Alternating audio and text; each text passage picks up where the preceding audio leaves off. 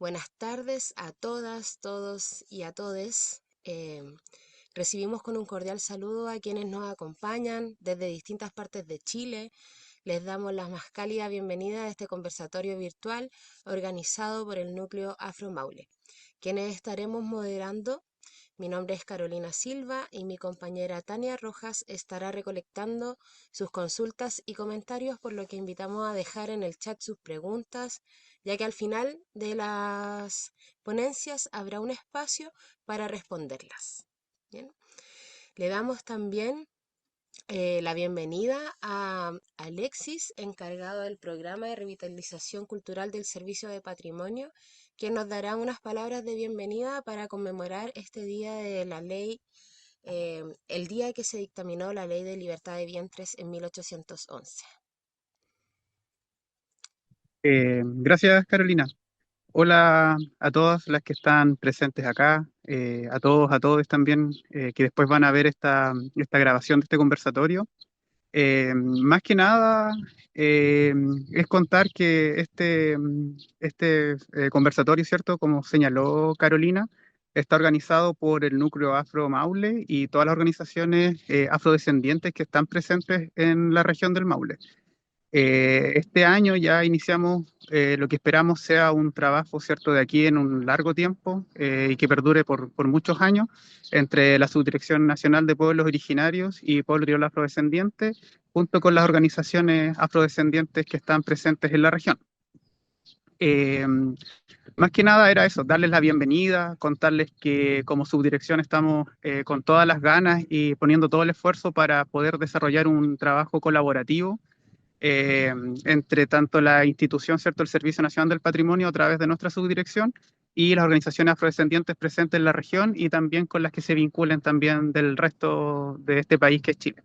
Entonces, eso, desearles una muy buena jornada, que sea un conversatorio exitoso, agradecer al núcleo, a las relatoras, ¿cierto?, que están presentes y también a las personas que se van a conectar y se están conectando ahora poco a poco. Así que eso, muchas gracias por darse el tiempo de conversar, de compartir y de aprender, ¿cierto?, de este tema del cual vamos a hablar hoy en día. Así que gracias, Carolina. Gracias, Alexis, por esas palabras, por el apoyo también en la organización de este conversatorio. Y bueno, sí, esperamos hacer muchas cositas más. Ya vienen algunas más dentro de este año y agradecemos mucho también la disposición que tiene el Servicio de Patrimonio en apoyar al pueblo tribal afrodescendiente de la región del Maule. Bueno, hoy día nos reunimos con la convicción de que este será un espacio de diálogo, de reflexión y de aprendizaje colectivo también. Un espacio que esperamos sea profundamente nutritivo, donde podamos escuchar, preguntar y tejer comunidad en torno a una memoria histórica que es fundamental para entender nuestro presente. Bueno, y antes de comenzar, queremos recordarles algunas indicaciones para que la actividad fluya de mejor manera. En primer lugar, por favor, mantengan sus micrófonos silenciados durante las exposiciones, ya que tendremos un espacio para preguntas al final, para lo cual pueden escribir sus consultas en el chat. Estaremos monitoreando y queremos promover un espacio de respeto y de escucha activa. Entonces, al final de las respuestas podemos dar la palabra para comentarios y dialogar y generar este conversatorio que nos reúne en torno a la libertad de vientres. Como les decía, hoy conmemoramos y analizamos el hito histórico que es bastante complejo, la que fue llamada la Ley de Libertad de Vientres en Chile, una ley que, como veremos, está lleno de claroscuros, de paradojas que resuenan hasta el día de hoy. Esta fue la primera ley que dentro de lo que es Chile dio paso a la abolición de la esclavitud. Entonces, por un lado nos denota la presencia afrodescendiente en el país, que durante muchas décadas ha sido invisibilizada. Y también vamos a poder hoy día profundizar mucho más sobre lo que sucedió en ese tiempo, lo que ha sucedido en el trayecto hasta lo contemporáneo. Y por eso queremos presentar ya a la primera relatora, que para adentrarnos en estas complejidades es un honor presentar a nuestra primera expositora, la doctora Carolina González Undurraga, quien es historiadora e investigadora en estudios de género. En su trabajo aborda los usos de la justicia por personas esclavizadas de origen africano en América Latina colonial, la construcción histórica de la diferencia género-racializada y el problemático oficio del archivo para rescatar estas historias. Es doctora y maestra en Historia por el prestigioso Colegio de México y magíster en Estudios de Género y Cultura por la Universidad de Chile. Actualmente es académica del Departamento de Ciencias Históricas y del Centro de Estudios de Género y Cultura en América Latina de la Universidad de Chile, donde coordina el grupo de Estudios de Género y Raza, Miradas Interseccionales GRI, e integra el grupo de estudios afrodescendientes GAFRO.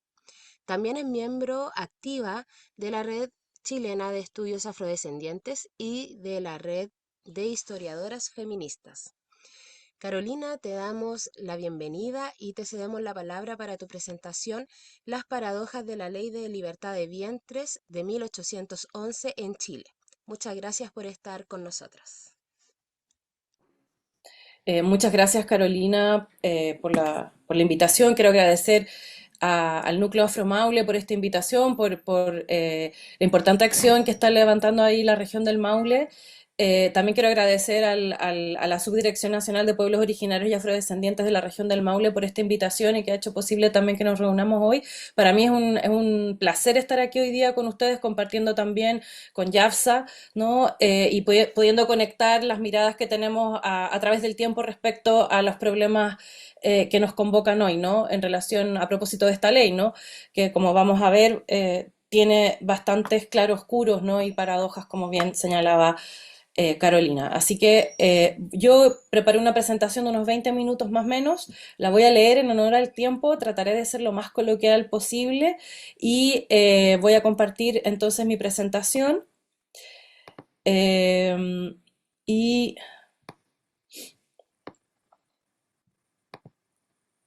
va,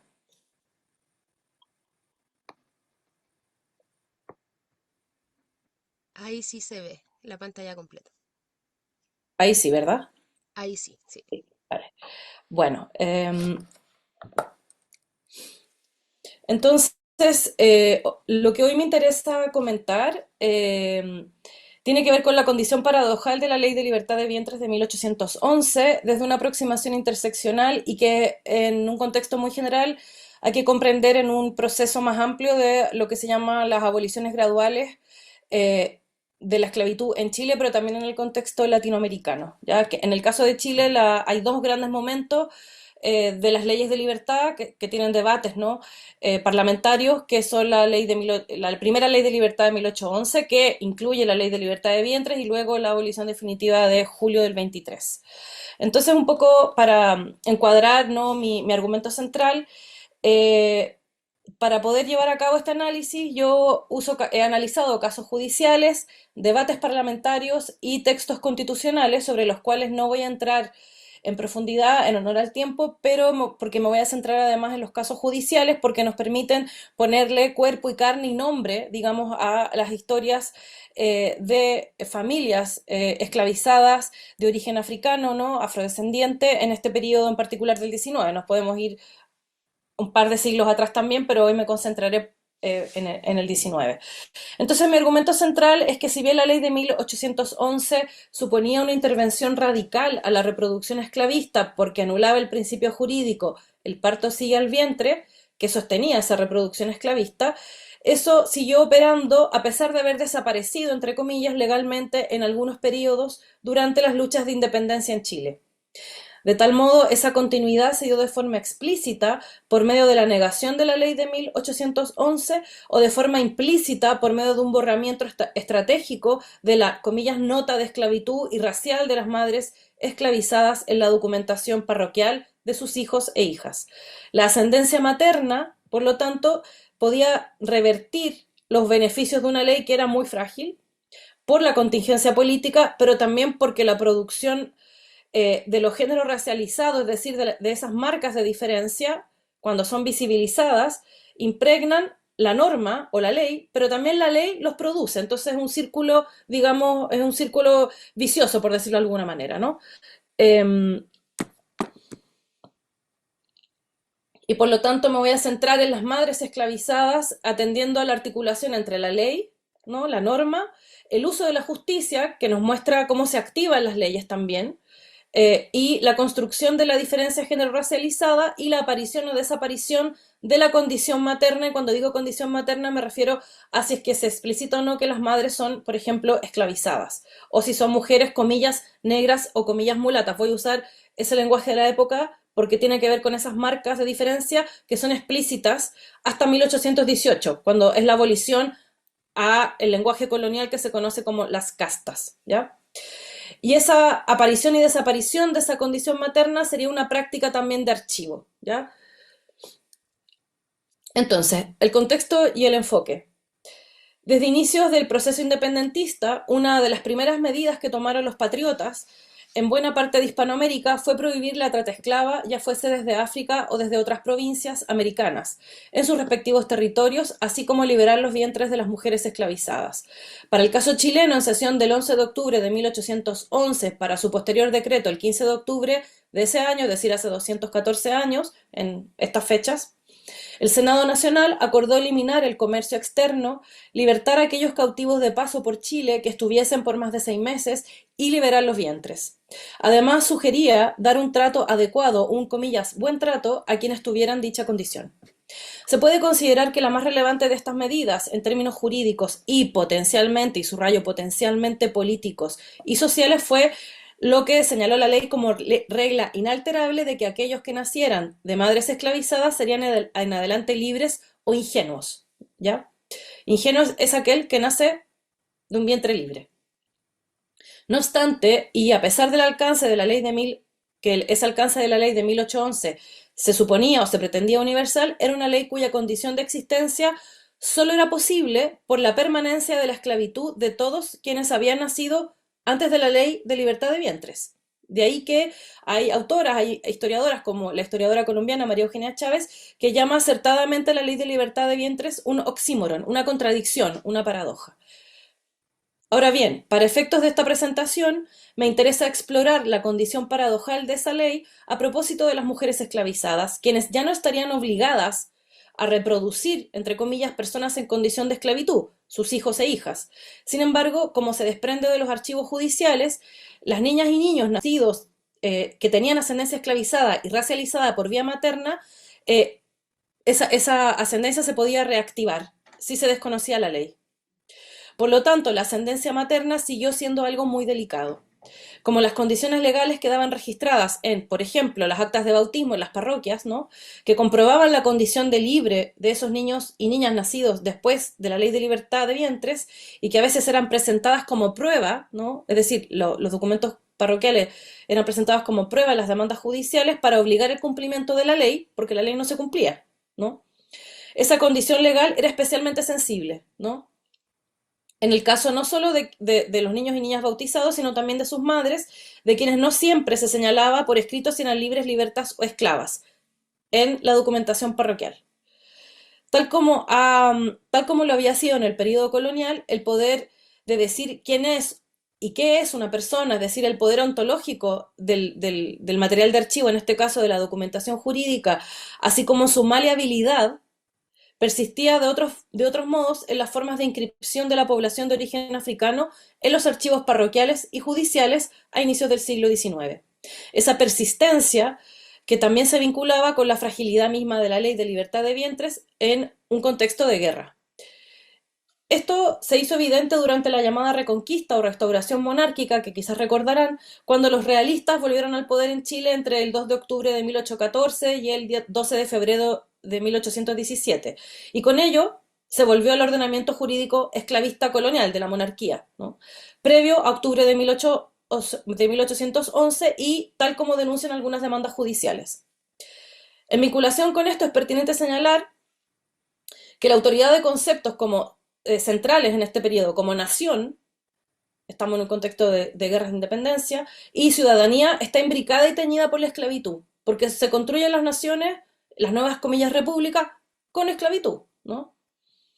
En las Américas, la esclavitud además estuvo particularmente asociada a lo femenino por la capacidad reproductiva de las mujeres, comillas, negras y comillas, mulatas, y por ende a las formas en que la colonialidad de género, que es una categoría de la filósofa feminista María Lugones, filósofa decolonial, estableció la colonialidad de género estableció la diferencia de género y raza en términos materiales y simbólicos, ¿no? Así se puede afirmar que la fragilidad de la ley de libertad de vientres obedecía a cuestiones de la contingencia política, como la producción que ya venía desde el periodo colonial y que se imbrica y se articula con la del periodo republicano de lo que se va a entender por género y raza, o las marcas género racializadas. Además, las amarras legales, ¿no? Y de las formas de conocer, es decir, las amarras epistemológicas, ¿no? Que justificaban asimetrías de poder basada en la ciencia, en particular en las historias naturales, que es un género científico que aparece hacia la segunda mitad del siglo XVIII y que en Chile tiene exponentes como Ignacio Molina, ¿no? El jesuita, conocido como el abate Molina, ¿no? Ese tipo de amarras, ¿no? En la norma y en las formas de producción de conocimiento, comillas, científico, imbuían las políticas de la igualdad republicana, que a su vez se nutría de esos mismos supuestos científicos, ¿no? Y eso ha sido demostrado por investigaciones sobre la historia de la construcción de las categorías de género y de las de raza. Se generaron, por lo tanto, formas de construcción de la diferencia, ¿no? Que excluían no solo afrodescendientes esclavizados y esclavizadas, sino también libres, afrodescendientes libres. Esto se evidencia, por ejemplo, ¿no? En algunas consideraciones del proyecto constitucional de Juan Egaña de 1811. Este es un proyecto que aparece unos meses después de la primera ley de libertad en 1811, ¿no? Y ahí Egaña señala la edad más oportuna en que los ingenuos, los nacidos libres, gozarían efectivamente de su libertad y señala un periodo largo, digamos. Hay que educar primero a esos niños, hay que prepararlos para la vida del trabajo y de la república, etcétera. Y por otra parte también establecía que en las formas de definir la ciudadanía, los varones, ¿no? De las llamadas castas, los varones libres, de las llamadas castas, dice él, como comillas, negros y mulatos, no iban a ser considerados como ciudadanos si se casaban con mujeres de su misma, comilla, especie, ¿ya? Entonces ahí vemos principios absolutamente racistas, digamos, para definir, por una parte, la condición de ciudadanía, ¿no? De la población libre, de las personas libres y en particular de los hombres de origen africano, afrodescendiente, y por otra parte también las comillas requerimientos, ¿no? Para efectivamente que esos niños nacidos después de la ley de libertad de vientre fueran libres efectivamente, ¿no? Entonces, estos sujetos estarían excluidos o incluidos, ¿no? Del nuevo pacto político de la República, ¿no? Que tiene sujetos, entre comillas, iguales, pero eso es una ficción, digamos, política, porque para ser iguales hay que cumplir ciertas características, ¿no? Y entonces este es un proyecto constitucional, no queda registrado así después en la Constitución misma del 23 ni la del 33, pero nos da un antecedente importante de qué es lo que está circulando y qué es lo que están pensando los legisladores, ¿no? Y entonces estas formas de exclusión e inclusión a la ciudadanía, por ejemplo, están en articulación con formas de diferencia colonial también, ¿no? Entonces, insisto, ¿no? La articulación de esas formas de comprender la diferencia que venían del periodo de hace 200 o 300 años antes, que se articulan y cambian en el contexto de la República, que supuestamente es una respuesta a todo lo opuesto, ¿no? Del periodo de la monarquía. En atención a esta dinámica se pueden comprender también los silencios documentales sobre la ascendencia materna y en un contexto en el que el republicanismo chileno era específicamente antidemocrático, un proyecto que se fundamentaba en el derecho del pueblo a autogobernarse, pero al mismo tiempo limitaba la participación popular. Entonces creo que también hay que comprender eso cuando pensamos la historia política, ¿no? Que cómo se están definiendo, ¿no? Quienes ingresan, entre comillas, a esa república que está en construcción. Por otro lado, y según consta en el Boletín de Leyes y Decretos, ¿no? Del 25 de mayo de 1813, había una resistencia o bien un desconocimiento extendido de la Ley de Libertad de 1811, cuando, por ejemplo, se denuncia que, comillas, en algunas parroquias subsiste todavía la costumbre de asentar en las partidas bautismales de los individuos que nacen de madres esclavas la nota de esclavo. ¿ya? Por eso digo, la importancia ahí del archivo, de las formas de inscripción, ¿no? Se ordena que todos los párrocos deban desde entonces borrar la nota de esclavos en las partidas de bautismo para remediar este, comilla, abuso que comprometa la suerte de aquellos infelices y ofenda la autoridad del gobierno, ¿no? Y por lo tanto eso también nos habla de un contexto más amplio, ¿no? De los debates proesclavistas y antiesclavistas en Chile, pero también en Hispanoamérica, ¿no? En este decreto de 1813, finalmente, se reitera la ley de 1811. Entonces, para abordar este material de archivo, intento acercarme desde un enfoque interseccional que de manera muy general, y siguiendo a Mara Viveros, que es una feminista afrocolombiana y socióloga, ¿no? Muy importante, busca dar cuenta de la percepción cruzada o imbricada de las relaciones de poder, raciales, patriarcales, coloniales, sexuales, y de esta manera relevar análisis concretos que permitan explicitar la multiplicidad de experiencias de sexismo vivida por distintas mujeres y al mismo tiempo, y esto es importante, la existencia de posiciones sociales que no padecen la marginación ni la discriminación porque encarnan la norma, ¿ya?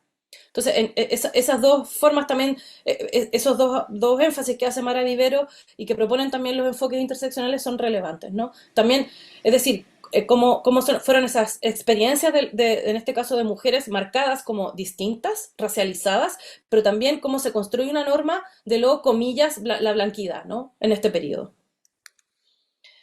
Y ahora vamos a los litigios. Entonces, y también es importante, desde este enfoque me parece que lo que permite es comprender también la ley de libertad de vientres como algo muy problemático, ¿no? Y en ese sentido, alejarnos de la mirada paternalista y celebratoria de efemérides histórico-legales. No digo que la ley no haya sido importante, por supuesto que lo es, por eso también lo estamos discutiendo hoy. Sin embargo, es importante mirarla de forma crítica y no autocomplaciente, porque todos los años, ¿no? Aparece como, hoy sí, y se señala a los legisladores que tuvieron como la providencia de luchar por esta ley, cuando en realidad la historia es mucho más compleja y se trata de libertades que son a medias también, ¿no? Y que por otra parte invisibilizan también las demandas que las mismas familias afrodescendientes hicieron para que las leyes fueran reconocidas y utilizadas como correspondía, ¿no? Entonces, de ahí que me interesa ir a los litigios, ¿no? Yo he analizado algunos litigios que interpelaron a la autoridad política o judicial para exigir el cumplimiento de la ley de 1811. Ese material permite observar las formas en que el decreto de libertad de vientre se presenta en la justicia en 1817, es decir, encontramos las demandas varios años después, ¿no? Y también cómo ahí la imprecisión de la ascendencia materna es parte de una estrategia en el contexto de la abolición gradual de la esclavitud. Las 5 demandas que yo he revisado se levantan en 1817, cuando los realistas, es decir, los que estaban a favor de la monarquía, ya no estaban en el poder y habían perdido la guerra. En 2 de las demandas fueron los padres, hombres libres, quienes reclamaron el reconocimiento de la ingenuidad de sus hijos. En las otras 3 demandas fueron las madres quienes solicitaron el reconocimiento de la libertad ante tribunales, ¿no? En todos los casos se trató de niños y niñas que habían nacido después de la Ley de Libertad de Vientres de 1811, entre 1813 y 1816. Sus partidas de bautismo fueron presentadas como prueba de libertad en 3 de los casos. En otro de los casos solo se menciona la fecha de nacimiento de un niño posterior al decreto de 1811, y en el 5º litigio se acusa que una niña fue estampada por esclava por haber nacido en 1816, durante el gobierno realista, que había desconocido las leyes de libertad del periodo anterior, ¿no?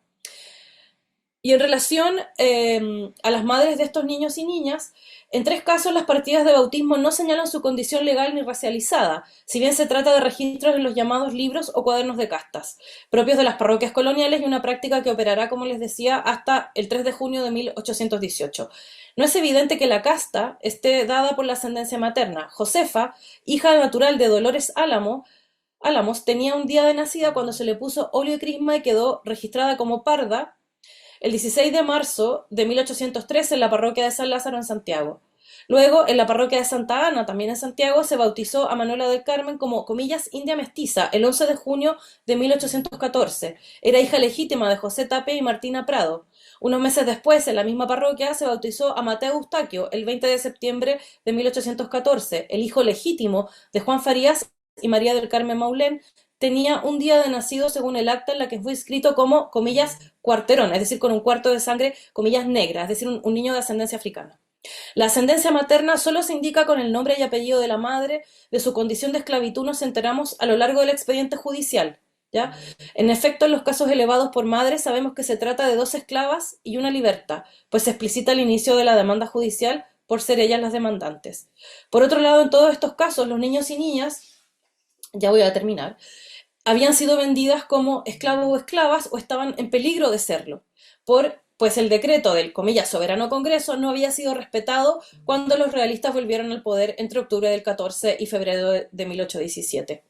No es de extrañar, por lo tanto, ¿no?, que estos padres y madres celebraran la causa patriota y que, por otro lado, denunciaran lo que efectivamente eran esclavizaciones ilegales.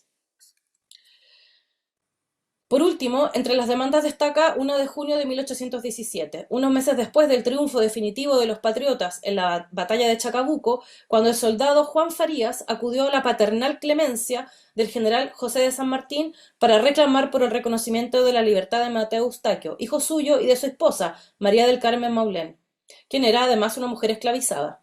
Mateo fue registrado como cuarterón y libre en la partida de bautismo de Castas, que se presentó como prueba, como les comentaba hace un momento, y en la que su madre no figuraba como esclava. Nos enteramos de aquello en el litigio, no en la demanda. Que no se hubiera inscrito a Carmen Maulén con su condición legal puede tener dos lecturas. Por un lado, el sino de los tiempos, que ya no lo hacía relevante, ¿no? Por otro lado, la inestabilidad de los mismos tiempos hacía fundamental borrar las huellas de esclavitud en los registros escritos. Por otro lado, la resolución de la demanda decretada el 8 de julio de 1817, que es la imagen de la izquierda, y que reconocía la ingenuidad del niño, o sea, de Mateo, se transcribió primero, junto con la ley de 1811, en el Boletín de Leyes y Decretos, para luego ser publicada en la Gaceta Ministerial el 19 de julio, que es la imagen que tenemos a la derecha. Esta publicación fue citada en las otras 4 demandas que he señalado, lo que evidencia, entre otras cosas, las circulaciones de textos judiciales en el ámbito político, gracias a las acciones legales como las levantadas por Juan Farías. Demandas como estas, por lo tanto, permiten analizar además las articulaciones entre lo judicial y lo político a lo largo del proceso de independencia. Y ahora sí termino. En el caso judicial de la libertad de Mateo Eustaquio, se usa la expresión inestimable prerrogativa tan justa respecto a su libertad, ¿no? Así como de los agraciados por la ley que obtuvieron el legítimo, estado de ingenuidad civil. De tal modo, la libertad de la libertad de vientres era bastante restringida por ser comprendida como una concesión o gracia más que como un derecho, ¿no? Esto a su vez se vincula con el, comillas, espíritu mismo de la gradualidad de la abolición de la esclavitud, que, como han señalado historiadoras como Yesenia Barragán, que investiga sobre Colombia, implicaba, comillas, terminar con la esclavitud a través de medios graduales y no inmediatos. Muchas gracias. Eso era lo que quería compartir hoy con ustedes. Muchísimas gracias, Carolina. Muy completa tu ponencia. Y bueno, vamos a dejar un espacio después de la ponencia de YAPSA para poder responder preguntas. De seguro esto nos deja un poco más claro la realidad de ese tiempo y, y bueno, desentrañar esas complejidades y contradicciones de la ley es muy importante también para comprender que este gesto de libertad igual estaba anclada a una lógica de control y de violencia estructural que, bueno, ha pasado los años y de a poco también, gradualmente, como decía la palabra, se ha ido transformando. Bueno, y para conectar esta historia con las resonancias que hay en nuestro presente, tenemos el privilegio de contar con nuestra segunda expositora, la doctora Yabsa Reyes Muñoz. Yabsa es antropóloga cultural de la Universidad Católica de Temuco y magíster en estudios de género y cultura latinoamericana por la Universidad de Chile. Está certificada en estudios afro-latinoamericanos por el prestigioso Afro-Latin American Research Institute, ALARI, de la Universidad de Harvard, y es doctora en Ciencias Sociales por la Universidad Católica San Antonio de Murcia en España. Y también es integrante de nuestro núcleo Afro Maule. Así que, Yapsa, de verdad es un gusto tenerte aquí y te cedemos la palabra para tu presentación llamada Violencias hacia las maternidades negras, 200 años después de la Ley de Libertad de Vientres. Muy bienvenida. Muchas gracias a todas las personas presentes. También muchas gracias por la presentación, Carolina. Em, Voy a compartir mi presentación.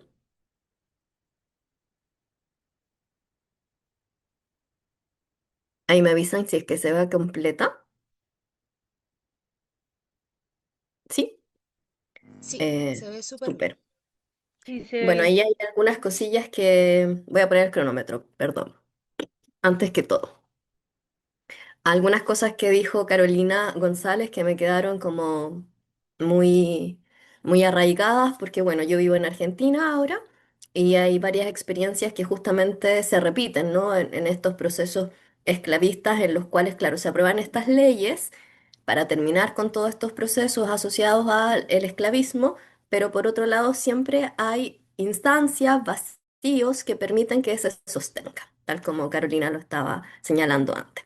Entonces, lo que yo voy a presentar hoy día está relacionado con algunas cuestiones más bien como de la actualidad que hacen que precisamente no podamos decir que esto ya no existe, que las secuelas del esclavismo se terminaron simplemente porque se terminaron las leyes o se aprobaron nuevas leyes, sino que hay un racismo estructural que persiste hasta nuestros días. Entonces, en ese contexto, para colocar en contexto, valga la redundancia, algunas cuestiones que son bien relevantes. Perdón por mi bronquitis. Hay ciertas imágenes que a mí me generan pudor compartir, como esta que está aquí en la pantalla, pero que es necesario muchas veces como tener estas especies de terapias de shock, ¿no? Porque como que es necesario recordar cómo eran los procesos de esclavismo, cómo eran, en qué consistió la trata transatlántica, porque muchas veces, claro, no queremos ver, pero finalmente lo que estamos haciendo es invisibilizando una historia que carga sobre nuestros cuerpos hasta el día de hoy. Entonces, esto es solamente para poner en contexto que el racismo es un sistema social, cultural, político, económico que es muy complejo y que está basado en una forma que todas las personas tenemos, tanto de pensar como de sentir y como de actuar. Y esto es algo que yo siempre digo en las presentaciones, el colonialismo, el racismo, la misoginia y otras formas de poder y discriminación son lenguajes que aprendimos, son nuestros lenguajes maternos, por decirlo de alguna manera. Entonces, todas las personas aprendimos desde nuestra primera infancia a ser racistas, a ser misógenos, a ser transfóbicos, homofóbicos. Eso es lo que la sociedad nos enseñó, ese es nuestro primer idioma. Entonces, por mucho trabajo que tengamos quienes estamos intentando eh, desmenuzar, resarcir estos discursos de odio, finalmente no es muy fácil porque es nuestro primer lenguaje. Y esto creo que es súper relevante que lo asumamos todas las personas. Miramos de manera colonial y miramos de manera racista por mucho que intentemos no serlo. Entonces, por eso muchas veces personas que llevamos mucho tiempo trabajando estas temáticas, nos pillamos, nos pisamos la cola con algunos pensamientos, actitudes, acciones que tienen que ver justamente con el racismo, porque finalmente es un sistema estructural social que durante los últimos 500 años, que es demasiado tiempo, ha implicado discriminación, exclusión, opresión, violencia, situaciones de torturas, asesinatos, tráficos de personas y un montón de otros colectivos racializados. Y esto tiene que ver con personas indígenas, amerindias, asiáticas, musulmanas, pero también, por supuesto, y en una medida estrepitosamente gigante, afrodescendientes y negras. Entonces, ahí esto se conecta con lo que comenté recién, que este racismo es estructural, pero también es institucional y es personal. ¿Por qué? Porque no es un acto que dependa solo de mí, sino que hay una estructura social que la sostiene, que la mantiene, que se beneficia del racismo y por lo tanto tampoco es suficiente que yo personalmente quiera dejar de ser racista, ¿no? Como que alguien dice ya, me pasa mucho cuando hablamos de misoginia, de machismo, de homofobia, que alguien dice, ya, pero en mi casa nadie es homofóbico, nadie es transfóbico, nadie es machista, yo no sé por qué mi hijo o mi hija aprende estas cosas, porque nuestro núcleo social no es el único que habitamos, están las escuelas, están los centros de salud, está el comercio, el mercado, todos esos espacios en los cuales se reproducen estas prácticas de poder y subordinación. Por eso es que estas prácticas racistas se perpetúan y permanecen a lo largo de los siglos y que sistemáticamente hemos negado. O sea, generalmente cuando hablamos de estas cosas, la respuesta suele ser, no, pero eso ya no pasa. En vez de decir, oye, sí, en serio, cuéntame, por favor, quiero aprender de esto, porque según yo no existía. Nuestra primera reacción es, no, pero en mi familia nadie es así. No, pero yo no conozco esta experiencia. No es una experiencia que tiene que ver con lo personal, tiene que ver con una estructura social, política, económica de poder. Y aquí entonces, algunos efectos de este racismo en las personas hoy día, particularmente en estas maternidades, ¿no? De mujeres afrodescendientes, conectando con la ley de libertad de vientres que fue aprobada en Chile hace 200 años, pero que aún tiene esos resabios respecto de esta idea de que hay mujeres que son de segunda clase o hay mujeres que no tienen derecho a gozar de esa maternidad libre. Aquí primero me pareció muy importante contar la historia de Lucy, Betsy y Anarcha. Ahí hay unas imágenes que están en el PPT que son unas mujeres muy importantes, por supuesto invisibilizadas, imagínense, son mujeres negras, o sea, primero son mujeres, pero además son mujeres negras, ¿no? Son mujeres pobres, esclavizadas y por lo tanto desaparecen de la historia. ¿Por qué son tan importantes estas mujeres en la historia y es necesario reivindicarlas? Esta es una historia en Estados Unidos, pero son mujeres esclavizadas que fueron operadas por un médico que hoy día se conoce como el padre de la ginecología moderna. Y estas mujeres estadounidenses, afroestadounidenses, que eran esclavizadas, eran sometidas a prácticas de tortura. El propio médico describe en su autobiografía cómo en repetidas ocasiones las mujeres negras esclavizadas eran colocadas sobre una mesa, no una clínica, no, una mesa apoyada sobre sus rodillas, sus codos, sin ropa, sostenidas por otros hombres, mientras él les introducía elementos en sus vaginas para practicar cirugías experimentales. Todo esto, por supuesto, sin anestesia y en el contexto de la esclavitud, por lo tanto, muy probablemente sin su consentimiento. O sea, claramente no había consentimiento. Y alguien podría decir, ya, pero es que a lo mejor quizás no había anestesia, todas se le hizo esto sin anestesia. Ahí también puse un párrafo porque en el año 1853 este médico deja su tierra natal donde estaba además la plantación de algodón y estaban las personas esclavizadas y se fue a Nueva York para fundar el primer hospital de mujeres gracias a toda esta experiencia que ganó torturando los cuerpos de las mujeres esclavizadas y allí aplicó todo lo que él había aprendido con las mujeres esclavizadas a las mujeres blancas. Pero, qué coincidencia, ¿no? A las mujeres blancas sí les hizo estos procedimientos con anestesia. Entonces, por eso es tan importante entender cómo hay ciertos cuerpos que son más importantes que otros y cómo hay ciertas creencias que se van perpetuando todavía.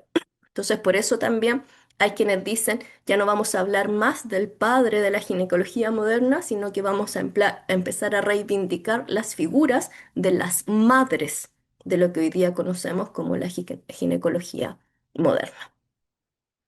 Ahora, ¿cuáles son los efectos o algunos de estos efectos en el racismo, perdón, algunos de los efectos del racismo en la vida de algunas de las mujeres y niñas afrodescendientes en América Latina y particularmente en Chile? Actualmente, y estos son datos del Fondo de Población de Naciones Unidas del año 2023, las mujeres y las niñas afrodescendientes de las Américas, entiéndase América del Norte, América del Sur, América Central y por supuesto también el Caribe, se encuentran en una situación de desventaja tanto antes, durante y después del embarazo.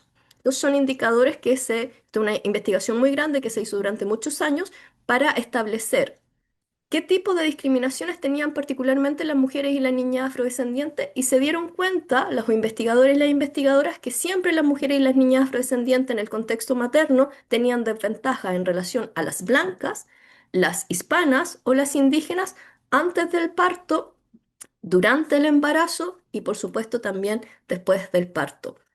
Y además, otro dato que no es menor es que las muertes maternas entre mujeres afrodescendientes en todos los países de las Américas son alarmantemente más altas, en tanto en términos absolutos como cuando se comparan de un país a otro, con las mujeres que no son afrodescendientes, ya sean blancas, no indígenas, etcétera, hispanas también. Y el racismo estructural entonces y el sexismo se manifiestan de forma evidente en estas disparidades en el ámbito de la salud. ¿Por qué pasa esto? Bueno, porque existe muy poca recopilación de datos y análisis de la calidad y la salud de las mujeres indígenas. En muchos países no se pregunta la categoría étnico-racial, por lo tanto no tenemos datos. En Chile y en Argentina no se pregunta la categoría étnico-racial. No sabemos cuántas mujeres afrodescendientes viven y cómo estas mujeres afrodescendientes son atendidas en los centros de salud. Ahora en Chile, recién en el censo pasado, se preguntó por la categoría étnico-racial afrodescendiente. Además, las políticas, los planes y los programas de salud de muchos de los países de América Latina tampoco tienen propuestas específicas para hacerse cargo de las demandas y las necesidades de la población indígena en el ámbito de la salud. Y además, como tercer elemento, esta intersección, este cruce entre géneros, racismo, clasismo, género, clase, raza, tampoco es observada por quienes trabajan en los centros de salud. Es decir, como que la gente en centros de salud, y es la experiencia de mi investigación durante los últimos 7, 8 años, es que aquí atendemos a todos por igual, aquí no hacemos distinción, cuando sabemos que las personas no somos iguales y tampoco nos tratan iguales. Este es una interesante lámina que nos dice por qué las mujeres y las niñas afrodescendientes registran peores resultados en la salud materna y también algunas creencias muy arraigadas en los currículum de las carreras de salud, medicina, enfermería. Y hay varias situaciones bien interesantes. Por ejemplo, todavía en la universidad, en medicina, en enfermería y en otras carreras de la salud, se cree o se enseña que, por ejemplo, los afrodescendientes, las personas negras, tienen más capacidad para aguantar el dolor. Por lo mismo que pasaba con las mujeres que les comentaba recién, que fueron usadas sus cuerpos para experimentar, porque las negras no sienten tanto dolor, todavía esa creencia, 200 años después, sigue perpetuándose en la formación de salud. ¿Eso qué significa? Bueno, que hay un aumento en las lesiones que sufren las mujeres negras en los procesos de maternaje, en el embarazo, etcétera. También hay un aumento en las lesiones que se producen en el parto y una reducción de la probabilidad de buscar atención posparto. O sea, después de esa experiencia nadie quiere volver al centro de salud. También otra creencia muy arraigada aún es que la sangre de las personas afrodescendientes se coagula más rápido que la de los blancos. ¿Qué significa esto? Que hay mayor probabilidad de hemorragia posparto e incremento de la mortalidad materna. ¿Por qué? Porque no se le entregan los medicamentos que son necesarios por estas creencias que todavía están arraigadas. Y otra cosa también que sigue siendo una continuidad es que las personas afrodescendientes son más propensas a tener adicciones a las drogas que los blancos y por lo tanto siempre se les deniegan ciertos servicios porque dicen no, no vale la pena. Aquí no invertamos porque esto no vale la pena. Y así un montón de otras cosas que podría estar hablando mucho rato, pero que en honor al tiempo no puede ser. Ahora, otra cosa también interesante, y este es un estudio bastante actual es el que hicieron unas médicas en Estados Unidos, también del área de la ginecología, respecto de los fibromas uterinos, que es una condición bastante normal o común, no normal, común en muchas mujeres en el mundo y que hay un tratamiento que es un tratamiento quirúrgico con bastante poco dolor al cual tienen acceso. Pero estas investigadoras en Estados Unidos se dieron cuenta que por alguna extraña razón, y aquí es que es lo chistoso, porque no es una extraña razón, ¿no? Es que de acuerdo a sus investigaciones, coincidentemente las mujeres afroamericanas y las hispanas tuvieron menos oportunidades que las blancas de someterse a una cirugía mínimamente invasiva para los fibromas uterinos y en particular, además, aquellas que tenían una histerectomía. Entonces, la pregunta es, ¿por qué las mujeres afroamericanas y las hispanas, aunque en mucho menor medida también las hispanas, tenían menos probabilidad de ser sometidas a estas cirugías que son menos invasivas? Y otra cosa también que es muy interesante es que cuando las mujeres afroamericanas se operaban y podían acceder a este tipo de operaciones, coincidentemente también eran operadas por un cirujano o una cirujana ginecológica que no tenía especialización en técnicas mínimamente invasivas. Voy a ir juntando y cerrando en honor al tiempo. Entonces, ¿qué es lo que sucede, no? Hay muchos sesgos, hay muchos prejuicios y hay muchas creencias instaladas que perduraron a pesar de las nuevas leyes que se instauraron en muchos países de América Latina o de las Américas hace 200 años. Y esto también afecta particularmente a las mujeres afrodescendientes que viven, ¿no?, en nuestros territorios. Esto es parte de lo que a mí me ha tocado documentar durante los últimos 7 años y estas son expresiones de talleres, entrevistas, etcétera, que yo he hecho a lo largo de este tiempo. Por ejemplo, una enfermera me decía, ahora con la población haitiana me pasa algo en particular. Me pasa que con algunas mamitas que no tienen el mismo apego y conversando con las colegas, esto va relacionado con el índice de mortalidad infantil en estos países. Aquí es muy interesante esta relación que se hace entre pobreza y amor. O sea, en un país que hay pobreza, entonces las mujeres, ¿para qué se van a encariñar con los bebés si se les van a morir? En la década de los 80, la mortalidad infantil en Chile era grotesca, pero no andábamos diciendo que las mujeres pobres no querían a sus bebés porque eran pobres. Entonces, ahí hay situaciones bien interesantes que podemos ir desmenuzando, ¿no? Esto también es parte, la segunda cita es parte de trabajo de campo que hice hace un par de años atrás, de repente recibí un llamado y esto es lo que dice una de mis compañeras que trabajaba en una organización promigrante. Una compañera haitiana estaba con mucho dolor después de un aborto espontáneo que había tenido. Además estaba súper triste por perder a su guaguita, porque tú sabes lo importante que es la maternidad para ella. O sea, hay una diferencia muy grande respecto de lo que piensa esta mujer que trabaja con migrantes y la enfermera anterior. Llamamos al hospital para saber qué podíamos hacer y la respuesta fue, no se preocupe, las haitianas son súper exageradas con el dolor. O sea, nuevamente estas creencias, ¿no?, que les comentaba. Y esta es otra enfermera, también una conversación, me dice, pero tú cachai que la piel de los haitianos es súper dura, ¿cierto? Además aguantan harto más el dolor, son como, no sé, más cuero chancho. Esto es como para graficar, ¿no? Cómo se van instalando 200 años después esta situación. Y bueno, el caso de las esterilizaciones forzadas, que es algo brutal, monstruoso, y que Michelle Joseph, que es una trabajadora social, activista haitiana residente en Chile, directora además de una fundación muy conocida porque ha apoyado y acompañado a personas haitianas en estos procesos de reivindicación de sus violencias. Ella dice que ha conocido de cerca el caso de haitianas que han sido esterilizadas sin su permiso, sin su consentimiento o bajo presión en medio del parto en Chile. Hasta julio de este año eran más o menos 15 casos en investigación. Y además, algunas de estas mujeres, si bien es cierto, no fueron esterilizadas, sí les colocaron un implante, que es el Implanon, que es subcutáneo, sin su consentimiento. O sea, ni siquiera les preguntaron. Simplemente, ellas no pueden tener guagua. Esto, ¿por qué es tan importante? Porque remite a prácticas eugenésicas que tienen que ver con el control de la natalidad y quiénes pueden tener hijos y quiénes no. Aquí hay una evidente negación de la maternidad hacia las personas afrodescendientes. Y lo interesante de esto es que hace 2 días atrás me tocó conversar con un médico a propósito de algo en específico y me dijo, no, eso es mentira. Lamento no estar de acuerdo con usted, pero eso es mentira. Y yo le digo, pero estos juicios, estos casos están en juicio. Sí, pero los van a sobreseer a todos porque esto no puede ser cierto. En síntesis, ¿no? Para cerrar, y perdón por haberme pasado en el tiempo. Ay, no puedo volver.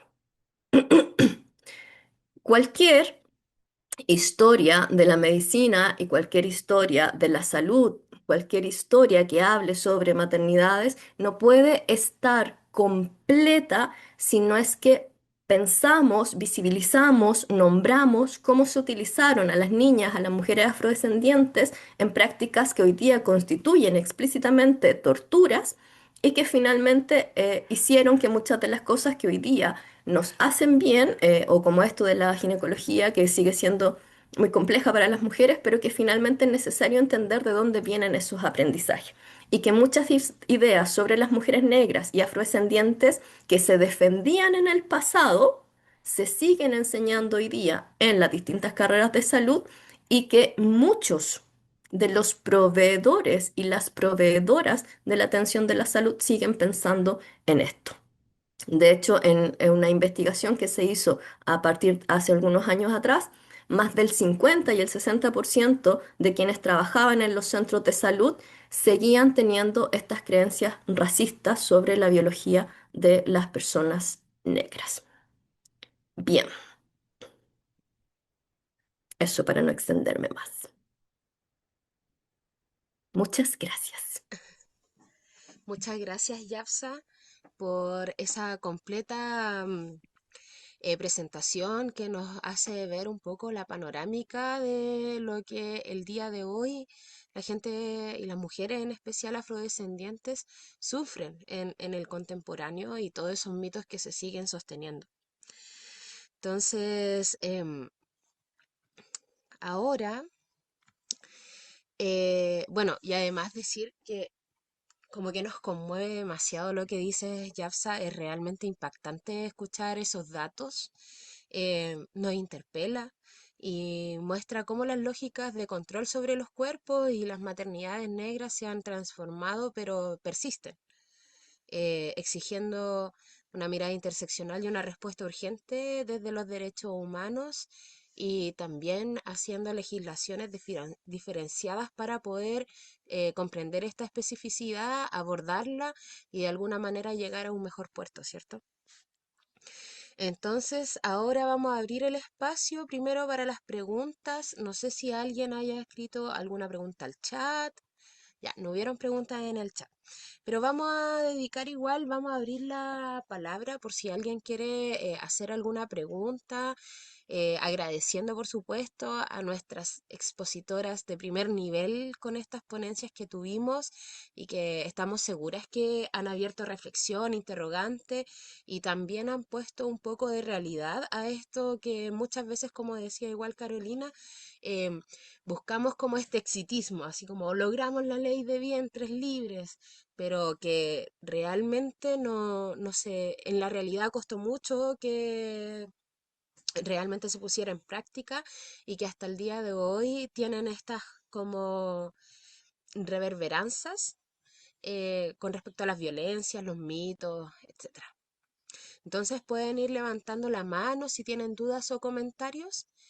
Em, yo para iniciar igual aquí tengo unas preguntas que quisiera decirle, o sea, preguntarle a las dos, porque vimos con Carolina que ella nos mostró datos históricos y en especial juicios sobre aquella época que demandaban esta libertad que se le estaba negando a las personas, a los niños que nacían de estos vientres esclavizados.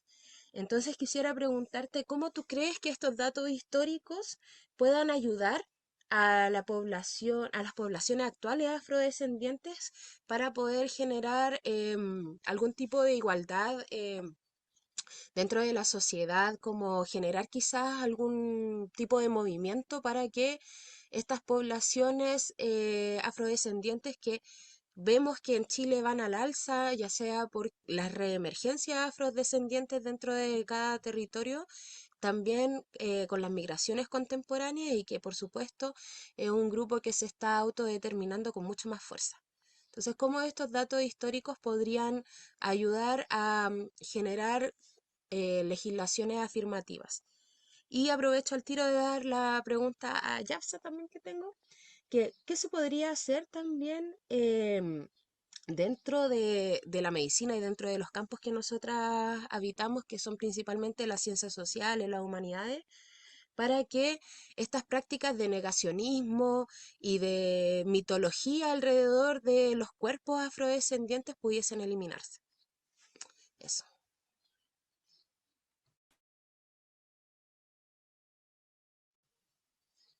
Ahí es Carolina y después Yafsa. Eh, bueno, gracias Carolina por la pregunta. Bueno, yo creo a ver, hay como varias cosas ahí de cómo la historia se puede transformar en una herramienta transformadora, valga la redundancia, que en estos casos eh, implica visibilizar primeramente historias particulares, ¿no? Que me parece importante. También implica volver a pensar los borramientos en las narraciones historiográficas, ¿ya? Eh, y también implica comprender también la forma en que se construye el racismo, ¿no? Porque también tiene formas, contextos específicos, ¿no? Entonces, por una parte, la cuestión de la visibilización, que también a veces puede tener sus problemas, pero que es importante, ¿no? Para poder decir, bueno, aquí hay una historia donde hay una presencia importante, pero al mismo tiempo que nos explica la construcción de cómo esa historia no fue contada, ¿no? Entonces, esa reapropiación de quién inscribe y de quién escribe también la historia, ¿no? Eso por una parte. Y también creo que eso para las agrupaciones afrodescendientes y para las personas afrodescendientes en general, pero también para la población, vamos a decir, chilena en general, ¿no? Porque es cambiar el foco y el lugar de donde miramos la historia de esto que llamamos Chile, ¿no? Entonces, eso también es relevante, por ejemplo, además, cuando hay que llevar iniciativas de ley al Parlamento. O sea, ustedes recordarán que para la ley del pueblo tribal afrodescendiente, o sea, fueron como 20 años, digamos, de insistencia por lo menos, ¿no?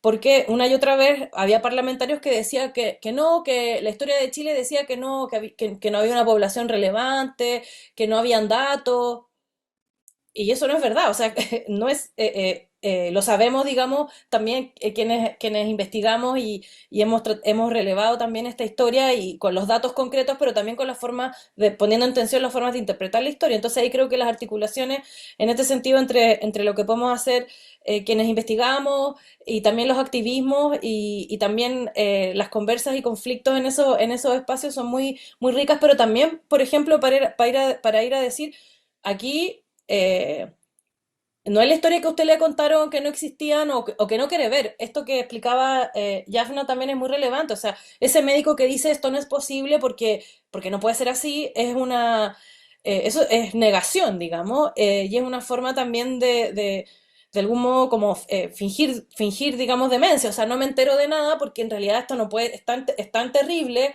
es tan contrario a cómo se ha contado de cierta forma una historia, que es esa historia de la ciencia o de la legislación o de los políticos, ¿no?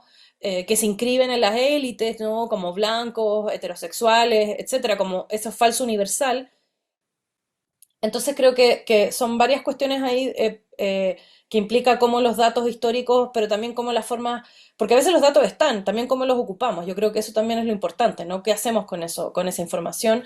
Y creo que tiene una parte que tiene que ver con la cuestión del autorreconocimiento y comprenderse, digamos, y ahí son las comunidades y las organizaciones las que sabrán lo que quieren hacer con esto, pero también es cómo se interpelan las autoridades y también cómo se cambia una visión, en este caso, de la historia de Chile. Entonces, por eso me parece a mí importante también que las investigaciones que a veces quedan muy enfrascadas en el mundo académico también circulen de una manera mucho más veloz, pero también más democrática, conversada, ¿no? Por eso también estos espacios me parecen súper importantes, o sea, fundamentales, ¿no? Eh, Eso por ahora, diría. Gracias. Coincido plenamente con lo que señala Carolina, absolutamente. Finalmente, como también este conocimiento que se va generando transita por otros espacios y también de qué manera las personas que estamos trabajando en estas cosas aprendemos a defenderlo también. Que algunas veces dice ya, como este meme así como dar explicaciones es muy agotador, mejor júzguenme. A mí me sucede así como que ya, si usted no quiere creer en esto, es su problema. Pero después toda esta complejidad ética, ¿no? Que por algo estamos haciendo esto. Creo que esto lo he conversado en varias ocasiones. Trabajar estas temáticas es muy agotador, es muy agobiante y es muy desolador. Alguna amiga me preguntó una vez, hace como un año y medio, así, amiga, ¿cuándo vas a estudiar cosas felices? Eh, y es como, sí, yo feliz estudiaría otras cosas más felices, pero finalmente hay un compromiso ético respecto de compañeras que muy voluntariamente y con mucha disposición contaron sus historias, que pasaron situaciones muy terribles y que finalmente hay una intencionalidad que es, Yafsa, tú ahora cuenta nuestra historia. Entonces, también hay posicionamientos epistemológicos, como decimos en la investigación, donde las personas tomamos decisiones éticas respecto de por qué estamos en este proceso. Respecto de la pregunta que hacía la otra Carolina, ¿no? Respecto de qué se podría hacer para que estas prácticas o estos imaginarios, estas mitologías se pudiesen eliminar. Bueno, hay algunas recomendaciones que se hacen desde distintas organizaciones que trabajan por la reivindicación de los derechos de las mujeres afrodescendientes en el contexto de la maternidad y que tienen que ver primero, por ejemplo, con mejorar la forma en la que se preguntan los datos de las personas y cómo se segregan estos datos. Esto de repente en la investigación en ciencias sociales o quienes estamos más del lado de las ciencias humanas, ciencias sociales, como que nos cuesta trabajo porque como que en general, y esto no es algo que a mí me ocurra, pero en general está como esta idea de que los datos estadísticos son de la gente que hace investigación cuanti y no de la quali, como si pudiesen haber dos ciencias, o sea, como que el proceso de investigación es complejo y es integral.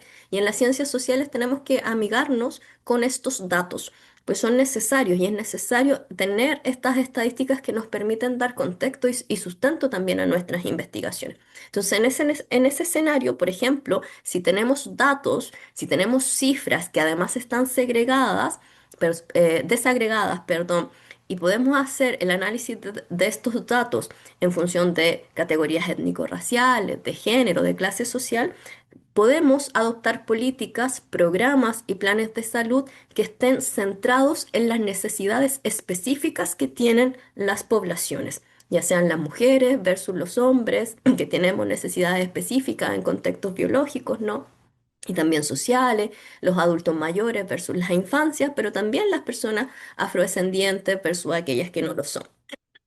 También otra cosa que se ha propuesto mucho es que se incluyan a parteras y curanderas en el proceso de maternaje de las mujeres afrodescendientes y también aquellas indígenas. Por supuesto, algo que comentaba Carolina y que yo comenté también en la presentación, que tiene que ver con adoptar este enfoque interseccional para, o sea, cruzar, ¿no?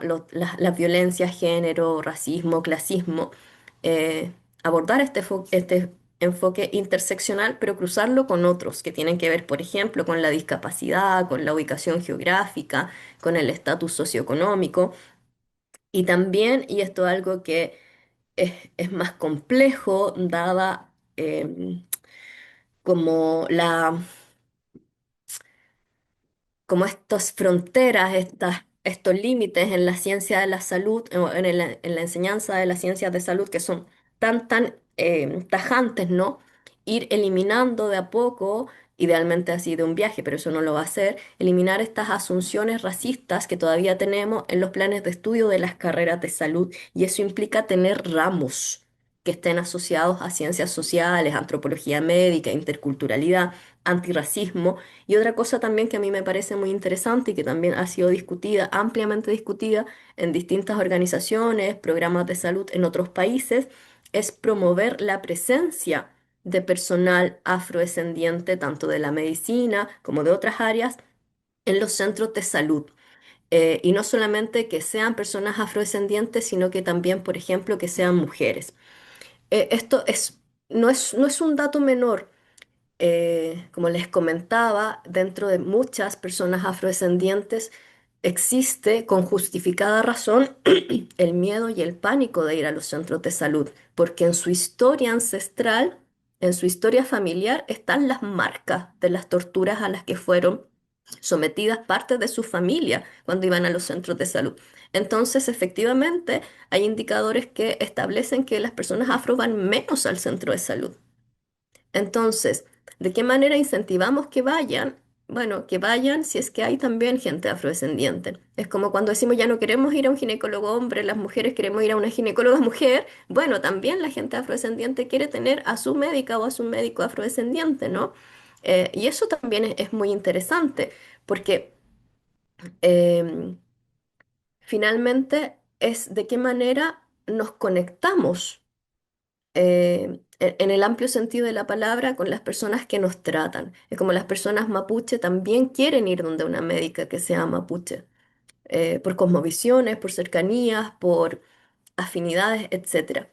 Y esto es complejo porque generalmente asumimos que las personas afrodescendientes no son médicas, no son enfermeras, eh, como que ni siquiera sabemos a qué se dedican, pero en nuestra mente no lo son. O sea, como me acuerdo cuando una de mis profesoras en el certificado de estudio afro-latinoamericano, doctora en epidemiología, llegaba a la universidad y le decía, la gente de servicio entra por la otra puerta. Y ella tenía que sacar su credencial y decir, yo no soy la gente de servicio, soy la doctora X, especialista en epidemiología, y yo trabajo en este edificio.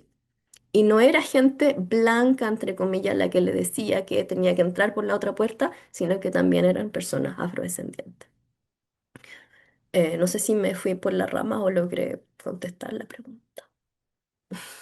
¿No? Se entiende completamente que se necesita, bueno, tener más representación afrodescendiente en todos los cargos. Se sabe que hay una representación afrodescendiente respecto a cargos de poder o, o esto mismo del trabajo en el servicio público de salud y que es muy necesario. También lo que decía Caro, que es muy importante también conocer la historia para poder eliminar un poco estos sesgos racistas que tenemos sobre a lo que se dedican los afrodescendientes, sobre cómo se comportan o sobre los niveles de reflexión que también pueden llegar a tener.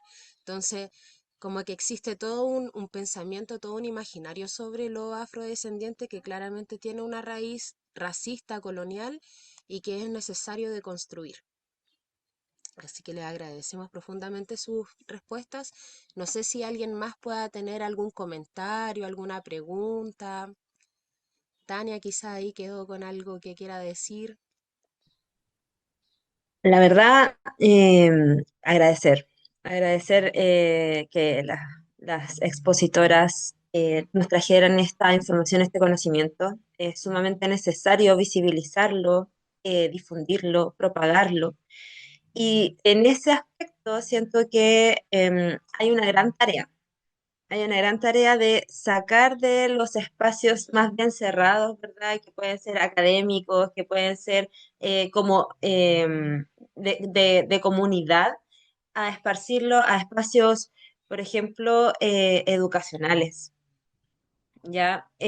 ¿Por qué? Y en este aspecto yo siento que me toca, porque esta semana em, me pidieron generar un espacio de reflexión con niños de quinto básico por temas de racismo y de xenofobia, porque hay dos niños, uno de Venezuela, que viene de Venezuela, y otra niña que viene de Colombia. Y los tratan pésimo, los mismos compañeros. Y los papás dicen, no, pero si es que no existe el racismo, como bien decía Yasa. Entonces, me toca muy de cerca porque es real, o sea, hay que sacarlos de estos espacios reducidos en donde nosotros conversamos y finalmente nos damos palmas en las espaldas diciendo, uy, qué buena investigación, pero no estamos saliendo y estos espacios como este conversatorio creo que dan el puntapié a que otras personas puedan llegar este mensaje, que les pueda llegar el mensaje. Y siento que faltan herramientas para poder llegar a otros espacios que son más complejos de llegar, como por ejemplo un colegio, un liceo, juntas de vecinos, etcétera, etcétera, etcétera. Así que quedo con una sensación muy buena de que vamos para allá, existe este conocimiento, hay que propagarlo y hay que darnos el tiempo de propagarlo de una manera amorosa, ¿verdad? Y crítica a la vez, sin entrar en esto de que, ay, es que cómo lo digo para que no suene feo.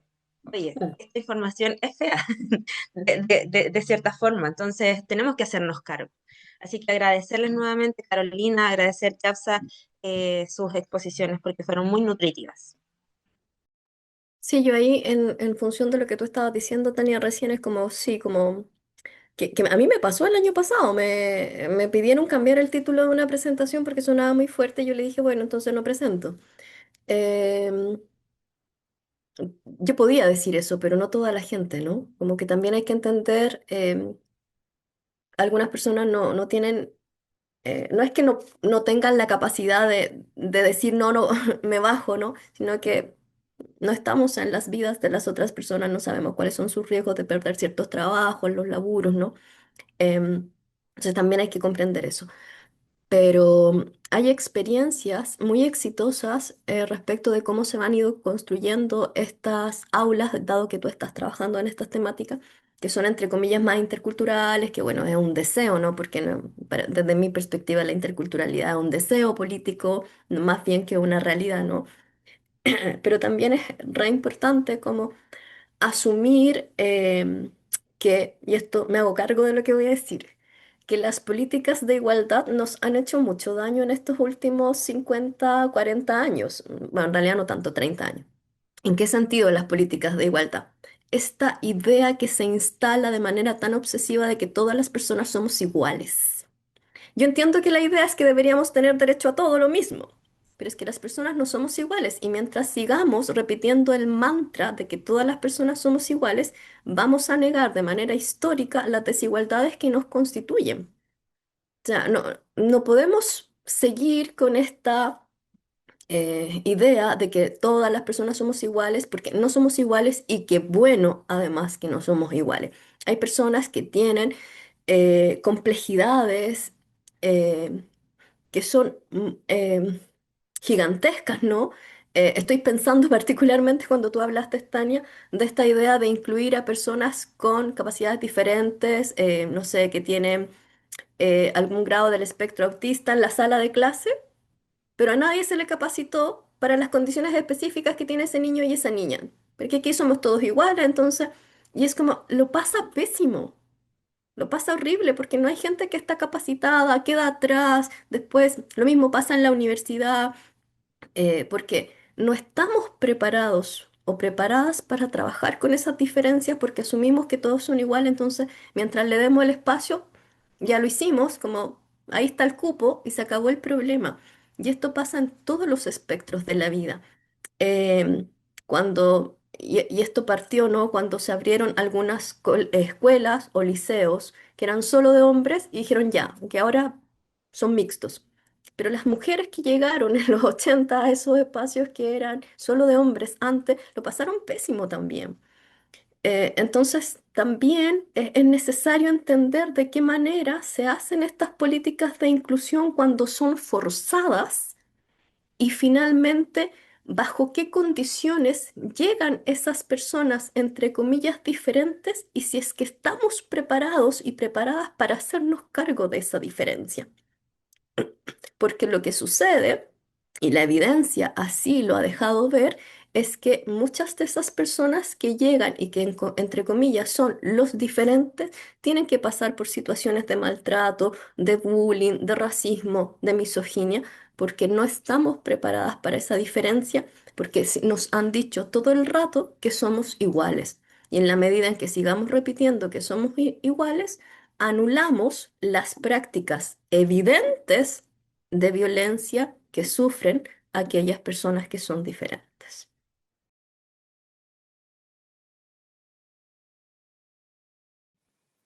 Eh, ¿Puedo decir algo a propósito de lo que dice Yafsa? Sí, quizás continuando con esa idea, es el problema de ciertas, bueno, de las políticas también de inclusión con esa idea de igualdad, ¿no? Que tienen esta raíz liberal o neoliberal que al final se transforman, que las instituciones lo que hacen es gestionar la diversidad.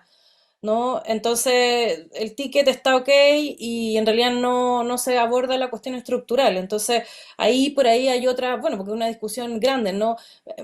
Entonces hay que mejor hablar de equidad sustantiva o de otro tipo de palabras, pensando también en esta cosa histórica de cómo se constituyen los estados-naciones, ¿no? Entonces, que son estados liberales, ¿no? Entonces, las revoluciones de la independencia, que sí, quienes participaron ahí, la consideraron una revolución, pero claro, que fue cómo se dieron. Entonces, es una historia de más larga duración y en ese sentido, me quedé pensando en lo de la historia, que a veces el problema con la historia es que se piensa que fue algo que pasó hace tiempo y ya pasó. Es como una cosa antigua, entre comillas, o porque hay una visión muy lineal también del tiempo. Entonces eso también creo que es problemático y entonces cómo pensar cómo esas historias se repiten y se reiteran de diferentes maneras. Y es lo que vemos cuando empezamos a comparar también temporalmente historias sobre el racismo, ¿no? Que tienen cuestiones en común. Por cierto que hay cuestiones contextualizadas que son distintas,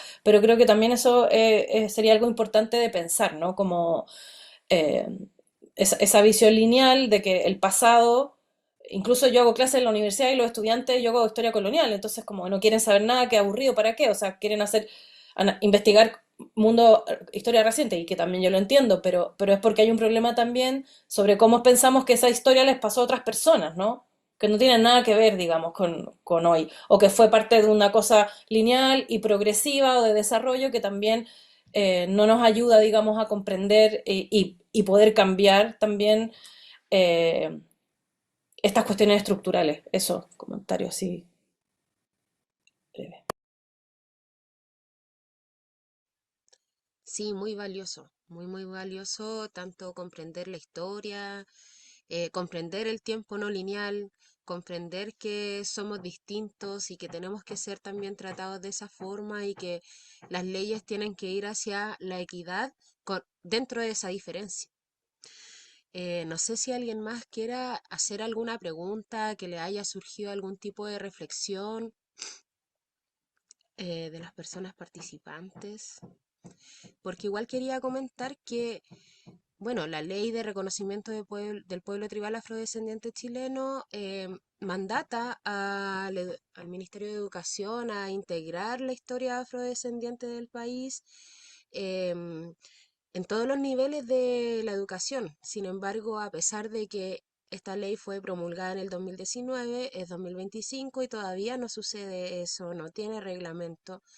Al parecer, el próximo año habrían las primeras como incursiones respecto a eso en el sistema educativo y ahí también podemos ver que hay un sesgo, hay un sesgo de raza porque probablemente con otros grupos haya sido de una forma más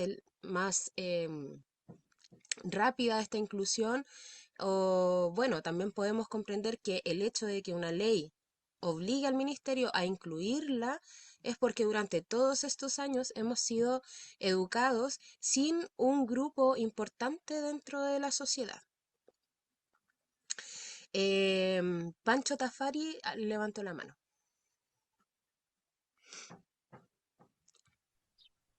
Sí, hola, saludos, bendiciones. Estaba aquí escuchando, llegué un poco tarde, no quería en realidad como comentar algo que quizás se habló ya y todo, pero quería agradecerles desde mi perspectiva, porque quisiera contarles también que el pueblo Rastafari empezó a vivir esta vida cultural ancestral africana, ¿cierto? Aquí en Chile, y una de las partes más crudas que toca vivir, al uno decidir tener un parto en casa y hacer algo que está fuera de los cánones, esto hablando en el 2000, se fijan, en el 2000 para adelante. Y en esa fecha era brutal, brutal tener parto en casa, que no, obviamente que uno se prepara, tiene personal, como que dispone de personas calificadas, ¿cierto? Pero aún así fue crudo y fue brutal porque como que no estaban los parámetros para una cultura así, ¿cierto? Como a pesar de que yo, por ejemplo, en nuestra familia nos dimos cuenta de que no tenemos más de dos generaciones que han nacido en hospitales.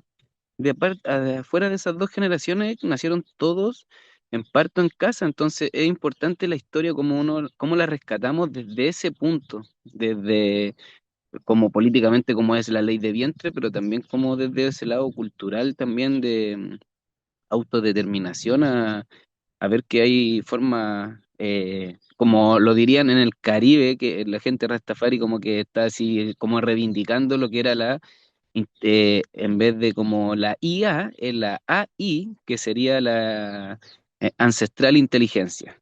Y que es súper importante, es algo que como pueblo aquí en Chile estamos recién reivindicando, descubriendo, pero este punto de lo que es la ley de vientre y todo lo que conlleva eso en el plano físico es ahí un gran tema. Así que gracias por los datos que nos dan, de todo lo que hay que también tener en cuenta para que no se siga repitiendo esta violencia.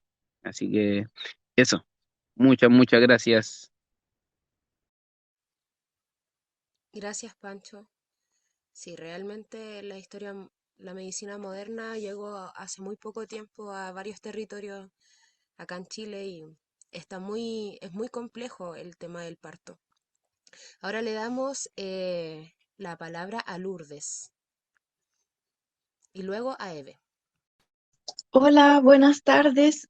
Muchas gracias a las expositoras y a la organización de esta conmemoración. Llegué un pelito tarde, entonces me perdí una partecita de la primera, muy interesante de todas maneras. Em, Agradezco mucho haber podido escuchar.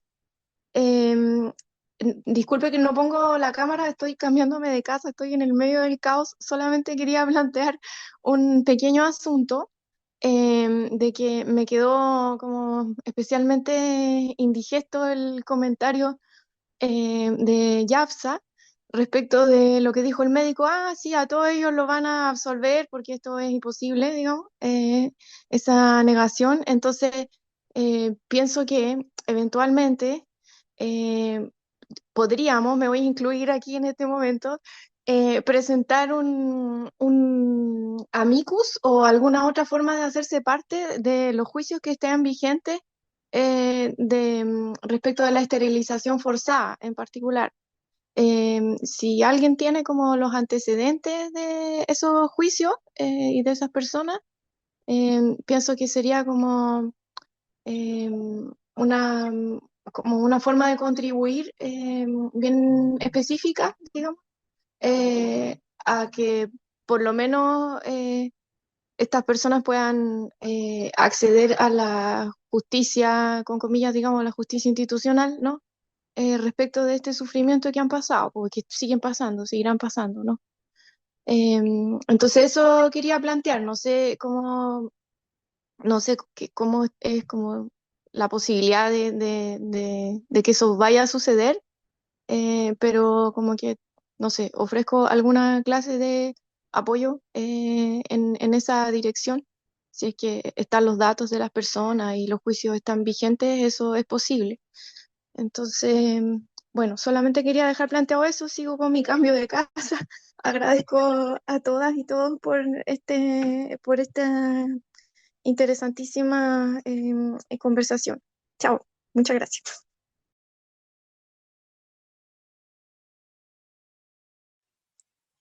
Gracias por tu aporte, por querer ayudar de una forma concreta. Ahí no sé si Yapsa tiene los datos sobre esos juicios, pero sería bueno que dejes tu contacto, Lourdes, para que ahí pueda haber la comunicación. ¿Yapsa quiere decir algo? Sí, La Yapsa no tiene, ella me invitó. sí. Ah, ya. Gracias. Sí, Andy Joseph, que es la presidenta de SIGIS, que es la organización que precisamente documenta estas situaciones y que está integrada por gente del trabajo social y del derecho, son quienes están llevando a cabo estos juicios, ¿no? El seguimiento de los casos. Así que ahí voy a poner en contacto las redes.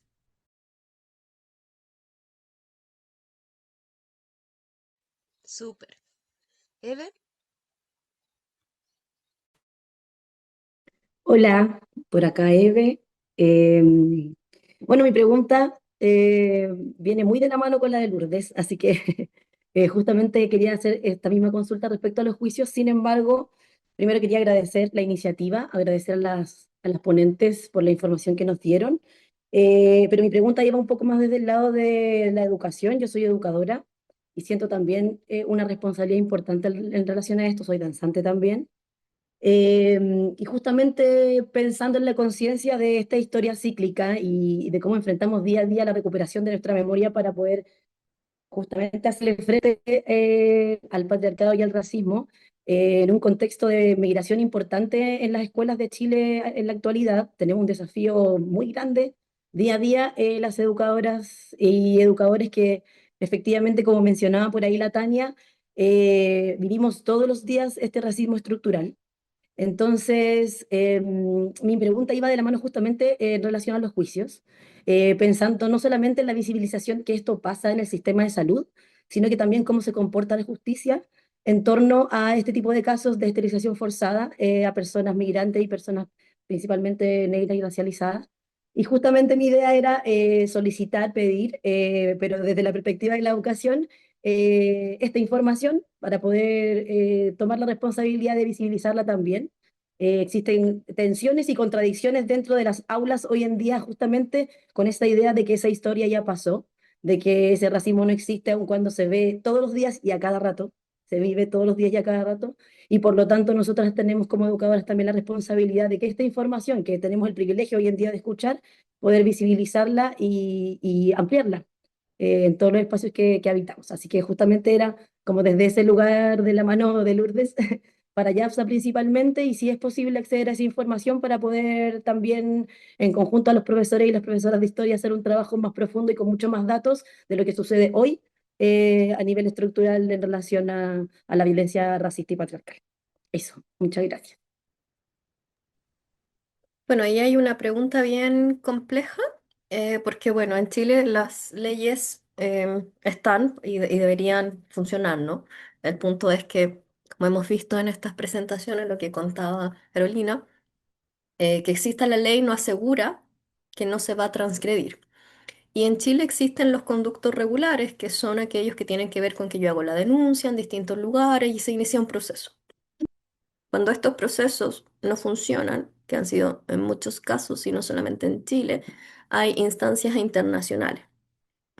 Aquí quiero poner como ejemplo el caso de una mujer chilena que tenía VIH y fue esterilizada sin su consentimiento hace más de 20 años y que la justicia no hizo nada. Entonces este caso pasó a la Corte Internacional, a la Corte Interamericana de Derechos Humanos. Y el año pasado, después de 20 años de juicio internacional, finalmente la Corte Interamericana de Derechos Humanos establece que Chile violó los derechos humanos de esta mujer y por lo tanto se le exige al Estado chileno que la indemnice y que pida disculpas públicas. En el caso particular de ella, quien pide estas disculpas públicas fue el presidente Boric el año pasado, porque es quien estaba en ejercicio en ese momento, independiente de que esto haya pasado hace 20 años atrás. Y bueno, empieza el protocolo para la indemnización y también para que se tomen las medidas necesarias en Chile, tanto en los servicios de justicia como en los de salud, para que esto no vuelva a suceder. En el caso de las esterilizaciones masivas, el caso más masivo y más emblemático en América Latina es el de las esterilizaciones forzadas en Perú, donde hay 314.000 personas que fueron esterilizadas en la década de los 90 bajo la dictadura de Fujimori. De esas 314.000, un grupo reducido que jamás accedió a la justicia, de hecho de las 314.000, solamente una mujer accedió a justicia en Perú, una, y que solamente accedió a justicia, se sancionó al médico que la esterilizó, pero ella buscaba que se juzgaran a las personas que estaban detrás de la política pública de esterilización forzada. Entonces un grupo de mujeres se unió y puso también una demanda en la Corte Interamericana de Derechos Humanos que falló hace 2 o 3 años y que efectivamente señaló que ellas habían sido violadas en sus derechos humanos, habían sido esterilizadas sin su consentimiento y se establece que el Estado peruano debe repararlas, pero además que debe tomar todas las providencias para que esto no vuelva a suceder. Y entonces ahí, bueno, hay una organización de mujeres, mayoritariamente, o qué coincidencia, nuevamente, indígenas, afroperuanas, que fueron esterilizadas sin su consentimiento. Y el Estado peruano hoy día tiene, dentro de estas prácticas de reparación, es que el tratamiento, por ejemplo, para el cáncer cervicuterino, que muchas de ellas tuvieron a propósito de estas esterilizaciones que además no se realizaron en las condiciones sanitarias adecuadas, debe ser cubierto en su totalidad por el Estado. Entonces, si pensamos qué podemos hacer ahora, probablemente los frutos de las acciones que partan hoy día van a ser vistas en 20 años más. Creer que va a suceder el próximo año, que sería lo ideal, quizás no solamente nos frustre, que es un poco lo que probablemente pase con el caso de Julia Chuñil, ¿no? Desaparecida hace ya 11 meses, que finalmente va a terminar siendo un caso de la Corte Interamericana de Derechos Humanos y que se va a sancionar en un par de años. Eso por mi parte.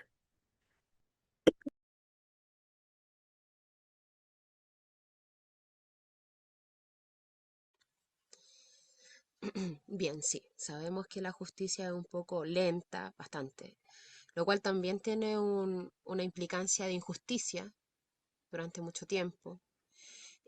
También vemos que se hace importante hacer una ley antinegacionismo porque es muy complejo esto bueno, lo hemos visto con el tema de la dictadura acá en Chile, lo hemos visto con otros temas como también lo que pasa con Julia Chuñil, lo que pasa con María Ignacia González, lo que pasa con muchas otras mujeres desaparecidas o muertas en extrañas condiciones cuando queremos, cuando son personas defensoras de su comunidad o del medio ambiente o de algún tipo de grupo racializado y es complejo. Es muy complejo el panorama en el cual las mujeres eh, nos instalamos cuando somos activistas y que es muy importante generar estos espacios de conversatorio para poder hacer una reflexión más profunda y de esa forma también ir nutriendo nuestra actividad, nuestra acción profesional en cualquier área en la cual nos desarrollemos. No sé si quieren hacer algún tipo de comentario final, Carolina, Yapsa, Tania o alguna participante. ¿Tania? No, no, ya, Yo Yapsa. solo agradecer. Muchas gracias a todas las personas que participaron, a Carolina por su excelente presentación, a Tania y la otra Carolina por la invitación, a la gente de la SUPOA también por facilitar los espacios, ¿no? Poder seguir construyendo estas redes. Y por supuesto a quienes hoy día, un día sábado al mediodía, se dieron tiempo, prioridad para estar aquí presentes. Sí, yo también me quiero sumar a los agradecimientos y ha sido un espacio muy interesante también para seguir conversando, ¿no? Como iniciar una conversación, ¿no? Así que eso. Sí, sin duda queremos que esto se siga multiplicando, que hayan más acciones respecto a eh, hablar sobre lo que sucede con el pueblo afrodescendiente y las implicancias que tienen hasta el día de hoy. Alexis quería hablar, desapareció. Ah, ahí No, está. sí, sí, Carolina. Es que como estás hablando, bajé la mano. Ya. Sí, no, igual yo me sumo a las palabras de agradecimiento, eh, tanto a Carolina como a Yapsa, por la relatoría que hicieron. Estuvo muy educativa, por lo menos para mí. Son temas que, como señalan, en la educación formal no se tratan, no se conversan, y estos espacios da cuenta de lo necesario que son. Agradecerte a ti, a Tania y a todo el núcleo afro igual por la preocupación de poner en boga estos temas que, como señalé, son necesarios. Y la reflexión que yo hago igual es finalmente igual para todo el aparataje público, mis colegas, como funcionarios públicos también empezamos a trabajar, a incluir estos conceptos, estos lenguajes, porque finalmente el lenguaje crea realidades. Y claro, una cosa es la igualdad de oportunidades, yo creo que para todas las personas de una sociedad, y otra cosa es también el tema de que señalar o creer que somos todas y todos iguales. Porque finalmente no lo somos, porque como señalaban, por eso existen estas políticas de interculturalidad, finalmente en educación, en salud, ante la justicia, porque no todos somos realmente y no todas somos iguales. Entonces, yo siento que ese finalmente es el desafío también de nosotros como funcionarios públicos, como funcionarias públicas, el cómo también ir trabajando todas estas temáticas, a dejar de lado este lenguaje que finalmente no contribuye a estas temáticas. Entonces, eso, y agradecer también a todas las personas que se conectaron a esta hora, ¿cierto? Un día sábado. Quizás como Sí, para el registro del núcleo, que es muy importante, si pudiesen prender sus cámaras para hacer una mini fotito, un pantallazo, quienes puedan, por supuesto. Ahí, no sé si quién más puede hacer, ¿no? Un pantallazo. ahí siguen uniéndose Yo lo camaritas. estoy intentando, pero no sé si me resulte. A ver, yo voy a subir. Eso, ya. Uno, dos, tres. Y lo voy a subir al Ahí Instagram aprovecha a sacar otro que es mismo. justo gente que prendió sus Ah, ya, camaritas ahora. ya. Ahora sí. Eso. Muchas gracias realmente por estar aquí, por interesarse en el tema. Sabemos que en general son personas que ya vienen con un interés por la afrodescendencia desde diversos puntos de vista y es muy importante siempre nutrir con información lo que hacemos en todas las áreas, como les decía, ya sea el arte, la educación, em, el ámbito legislativo, el ámbito... Es que todo necesita de alguna manera tener esta información para que podamos contribuir a tener una sociedad más justa, más equitativa, eliminar el racismo, que es como la gran empresa que tenemos, eliminar el colonialismo, el patriarcado y todo eso, y que ese sistema estructural que oprime a tantas y tantas personas. Así que de verdad le agradecemos. Estamos llegando al final entonces de nuestro conversatorio. Queremos agradecer profundamente a nuestras relatoras Carolina González Undurraga y Yabsa Reyes Muñoz, que compartieron con tanta generosidad su conocimiento, su investigación, sus reflexiones críticas, que han enriquecido nuestra comprensión en este tema tan crucial en la conmemoración de la Ley de Vientres de 1811, el año hoy 2025. Agradecemos también a cada una de las personas que nos acompañó por su atención y sus valiosas preguntas, aportes, comentarios. Em, este espacio lo construimos entre todas, entre todos, entre todes. Em, Esta grabación luego la queremos subir también para que quede como un insumo para sus investigaciones, para sus grupos, que es muy importante también poder ver esto y reflexionarlo en colectivo. Y como núcleo de Afromaule igual nos vamos con la tarea de seguir reflexionando, de seguir llevando estas discusiones a nuestro espacio y a continuar trabajando por una sociedad que reconozca la raíz afro, que respete y visibilice a nuestra comunidad y que repare el borrado histórico de la presencia afro a lo largo de nuestro país y en nuestra cultura. Los y les invitamos a seguir nuestras actividades y ser parte de esta comunidad. Nos pueden seguir por Instagram, Núcleo Afro Maule. Ahí vamos comunicando todas nuestras actividades y queremos comentarles que el próximo 6 de diciembre tendremos un pasacalle por el Día de las y los afrodescendientes chilenos en la comuna de Talca, donde todos están muy invitados a ser parte. Prontamente vamos a informar también sobre una reunión informativa que vamos a hacer donde vamos a decir todas las indicaciones sobre ese pasacalle, que se va a venir muy bonito y que queremos reivindicar también la afrodescendencia acá en el Maule y que por supuesto tiene muchas coincidencias y continuidades con todo el centro sur de este país en el que habitamos, que es Chile. Y bueno, y si no quieren bailar tumbe para ese día, pueden venir y compartir porque realmente va a ser un lugar, un momento de encuentro en el cual podemos seguir reflexionando sobre esto, hacer redes e ir fortaleciendo la comunidad afrodescendiente y sus reemergencias, sus personas aliadas y todo eso, porque realmente necesitamos hacer fuerza, hacer una masa crítica para que podamos generar estos cambios que tanto anhelamos. Así que sin más, decirles que esperamos que tengan una muy hermosa tarde, hermosa semana, hermosa vida y que seguimos en contacto. Cualquier duda que tengan, ya saben, nos pueden contactar por Instagram o al mail nucleoafro.maule@gmail.com. Eso. Muchas gracias. Chao. Muchísimas Abran gracias, que estén muy su... bien. Chao, Gracias. que estén muy bien. Bien. Cuídense. Chao. Chao, muchas gracias.